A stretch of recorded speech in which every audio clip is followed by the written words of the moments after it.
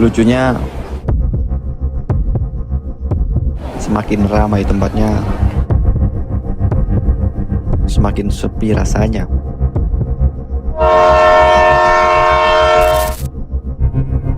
Aku mempercayai satu hal, bahwa kita sedang berada di tengah krisis kesepian. Bahkan sudah cukup umum banyak orang sedang bergelut dengan perasaan terisolasi.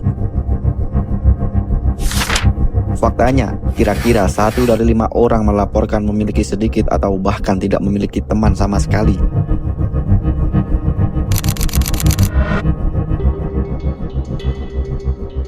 Jika kamu termasuk orang-orang itu, jika kamu merasa kesepian, kamu tidaklah sendirian. Ini adalah pengalaman yang cukup umum yang mungkin tidak kamu sadari. Dalam 1 dekade terakhir, kesepian semakin meningkat tanpa menunjukkan tanda-tanda melambat.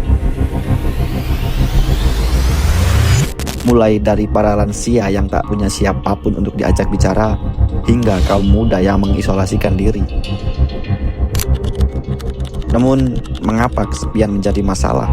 Dan mengapa kamu harus peduli? Perlu dicatat bahwa kesepian adalah salah satu jenis penderitaan sosial, mirip dengan penolakan, pengucilan, patah hati, atau kehilangan orang terdekat. Membicarakannya saja seolah-olah penderitaan itu bersifat metafora. Jika kamu putus dengan seseorang, tentu rasanya sakit, tapi itu bukan rasa sakit yang sebenarnya. Mengalami kecelakaan atau terjatuh dari motor, itu baru rasa sakit yang sesungguhnya. Namun, sebenarnya itu juga tidak sepenuhnya akurat.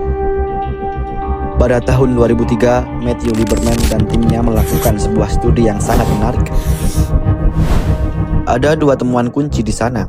Yang pertama, wilayah otak yang sama yang mencatat rasa sakit fisik menjadi aktif ketika emosi mereka dipermainkan. Dan yang kedua, semakin sering orang tersebut mengatakan kepada para peneliti bahwa mereka merasa tidak enak karena merasa dikucilkan, semakin kuat respon yang muncul di wilayah tersebut. Jadi jelas bahwa penderitaan sosial bukan sekedar metafora. Bagian otak yang sama akan aktif seperti saat kamu merasakan sakit fisik. Dan jika penelitian itu saja belum cukup meyakinkan kamu, pertimbangkan hal berikut. Ternyata jika kamu mengkonsumsi obat berjenis Tylenol, semua efek ini akan hilang. Obat penghilang rasa sakit yang kamu minum untuk sakit kepala ternyata juga ampuh untuk sakit hati, pengucilan, dan penolakan. Penting untuk diingat, jangan coba ini di rumah. Tylenol sangat beracun dan 500 orang meninggal setiap tahun akibat overdosis Tylenol. Eksperimen-eksperimen ini dilakukan dengan cara yang terkontrol dan sesuai dengan standar laboratorium. Namun, intinya di sini adalah bahwa penderitaan sosial adalah penderitaan yang nyata. Oleh karena itu, kesepian tidak boleh dianggap enteng. Orang yang sedang merasakan sakit cenderung melihat dunia dengan lebih pesimistis.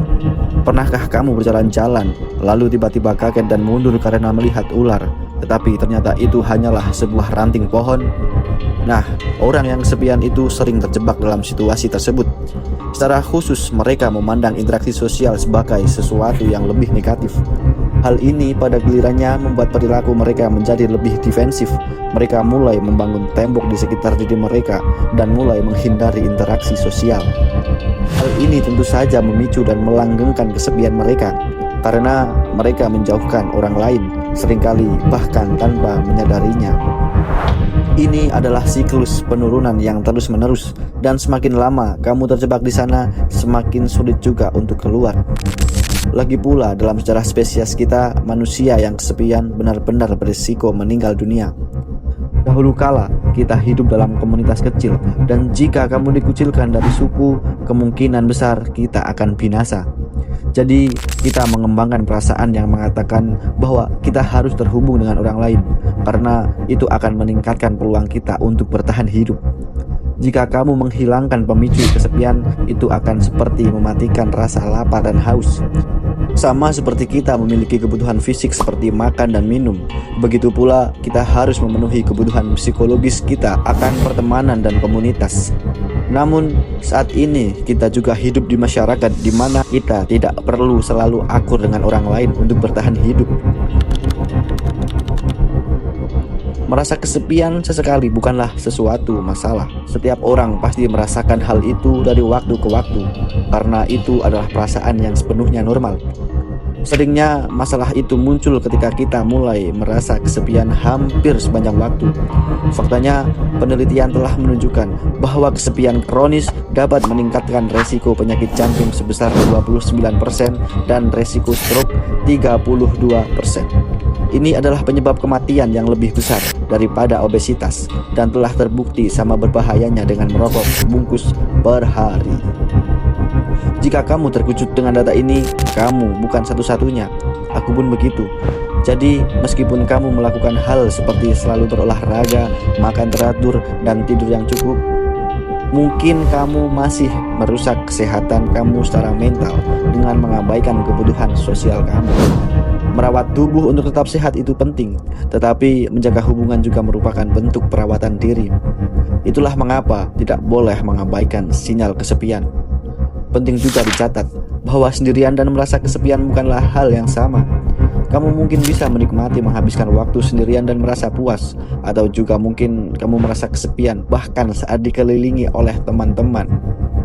Ini bukan sekedar kurangnya orang di sekitar, melainkan perasaan terputus dari orang lain yang seolah-olah tidak bisa berhubungan dengan mereka atau mereka yang tidak bisa berhubungan dan terhubung denganmu. Jadi, kesepian lebih berkaitan dengan adanya kesenjangan antara interaksi sosial dan dukungan yang ingin didapatkan. Penting juga untuk menyadari bahwa kesepian berbeda bagi setiap individu yang dapat dipengaruhi oleh faktor introversi dan ekstroversi. Sebagian orang lebih suka memilih puluhan koneksi yang longgar, sementara yang lain lebih suka hanya memiliki satu orang yang dekat dengan mereka. Jadi sebaiknya fokuslah pada menemukan koneksi yang sesuai dengan kebutuhan pribadi yang terasa bermanfaat, bermakna, serta memuaskan bagi diri sendiri. Tidak pula ada gunanya membandingkan diri sendiri dengan orang lain atau menganggap berteman sebagai sebuah kompetisi. Jadi, apapun itu, selama cocok dan nyaman untuk menghabiskan banyak waktu sendirian atau hanya dengan satu orang lain, tidak juga selalu buruk. Apa penyebab utama di balik peningkatan tajam angka kesepian selama 1 dekade terakhir? Seperti halnya dengan segala hal, tidak hanya ada satu penyebab, melainkan ada banyak faktor yang berperan. Ada 4 faktor utama. Yang pertama, keterbatasan waktu. Yang kedua, keterbatasan energi.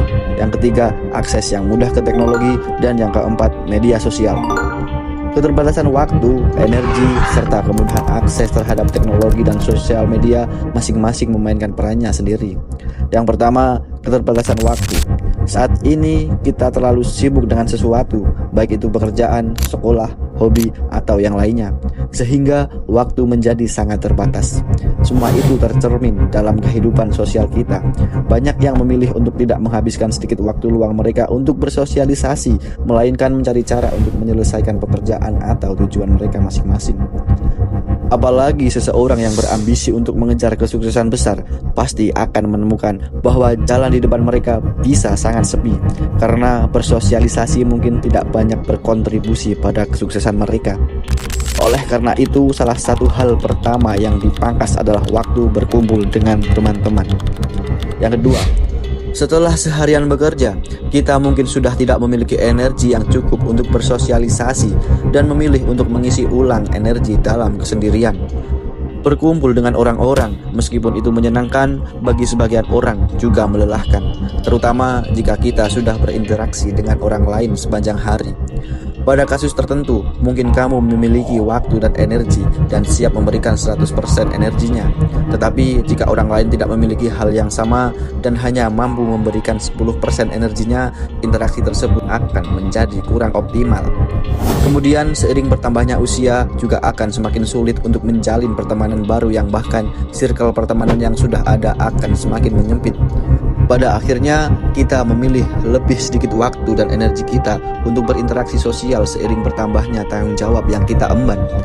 Sederhananya gini, jumlah bahan bakar dalam tangki kita itu terbatas, dan kita lebih memprioritaskan tanggung jawab sebelum kehabisan bahan bakar tersebut. Ketiga, 2 dekade lalu, kita tidak memiliki internet seperti sekarang. Baru belakangan ini kita bisa menikmati kemewahan membawa ponsel ke saku kita setiap saat. Meskipun inovasi-inovasi ini telah mempermudah hidup kita dalam banyak hal, inovasi ini juga membawa kita lebih antisosial. Karena kita tidak perlu bergantung pada orang lain sebanyak dulu. Sekarang tidak perlu lagi bertanya arah, kita bisa mencarinya di Google. Dan jika bosan menghampiri, kita langsung mengeluarkan ponsel dan melupakan perasaan yang tidak menyenangkan itu. Hal ini kemudian memperkuat dan melanggengkan siklus kesepian yang disebutkan sebelumnya. Faktor terakhir, ini hampir sama halnya dengan faktor ketiga. Faktor keempat ini merujuk pada media sosial yang telah menggunakan banyak interaksi tatap muka, seperti video call, live Instagram, dan lain sebagainya. Kita sekarang selalu terhubung secara online dan mengabaikan kehidupan nyata demi mengejar kehidupan digital kita. Bahkan media sosial mendorong munculnya versi diri kita yang kurang otentik.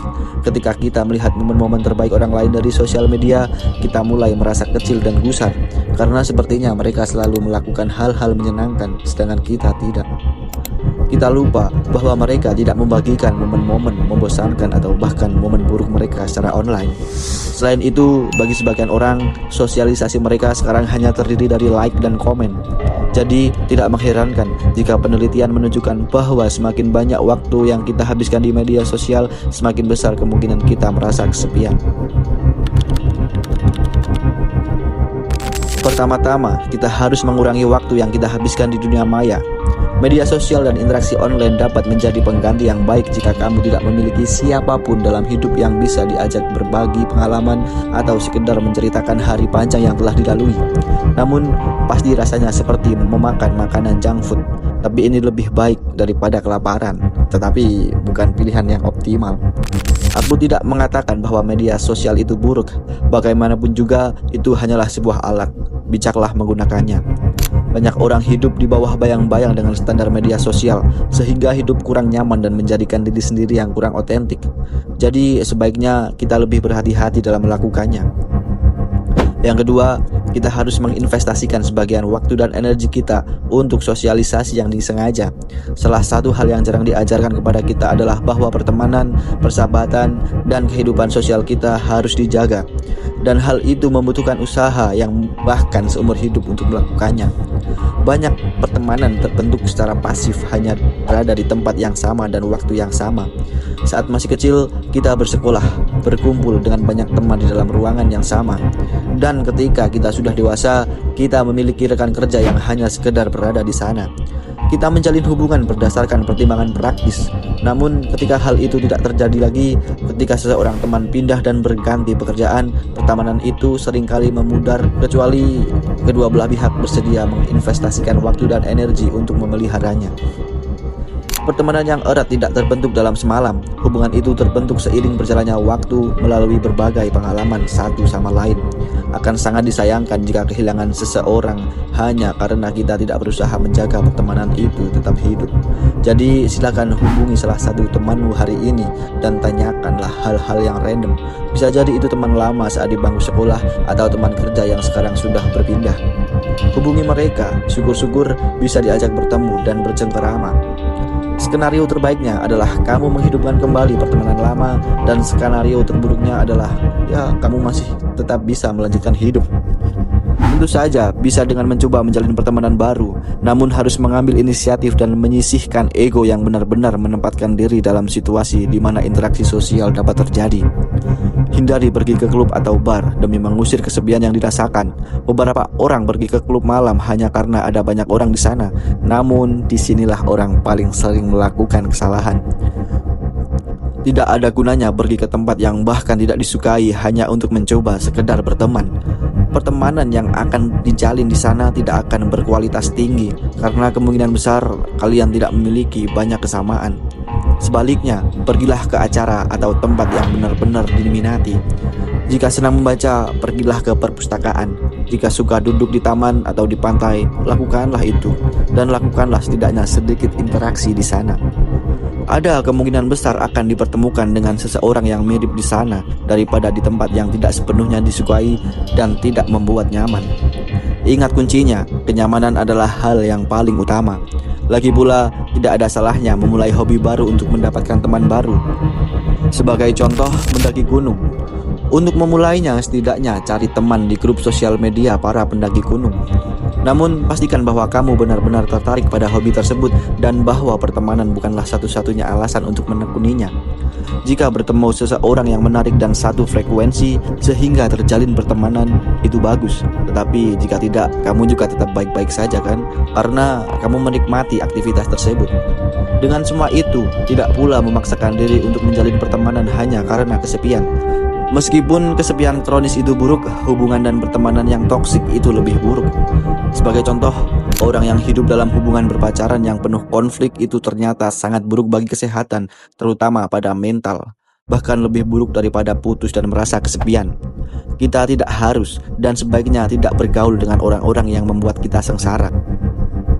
Dunia ini dipenuhi dengan banyak potensi teman baru, tetapi kamu tidak akan memiliki kesempatan untuk bertemu mereka jika terus menghabiskan waktu dengan teman yang toksik. Ingat, jalan menuju kesuksesan biasanya lebih sepi karena tidak semua orang bersedia melakukan pengorbanan cukup besar untuk mencapainya. Namun, perlu dicatat bahwa banyak orang yang mencapai kesuksesan tersebut bukanlah yang sebenarnya mereka cari. Salah satu prediktor terbesar kebahagiaan dan kesejahteraan bukanlah seberapa kaya atau seberapa terkenal, tetapi seberapa baik ikatan sosial yang mereka jalani. Jadi terserah kamu untuk memutuskan sendiri apakah mengorbankan pertemanan adalah pengorbanan yang sepadan atau tidak. Adapun aku sendiri, aku menyadari bahwa aku harus menginvestasikan lebih banyak waktu dan energi untuk membina hubungan yang lebih bermakna, terutama dengan keluarga. Lalu bagaimana denganmu? Apakah menurutmu pertemanan itu penting? Apakah kita membutuhkan teman dekat atau sekedar kenalan saja sudah cukup?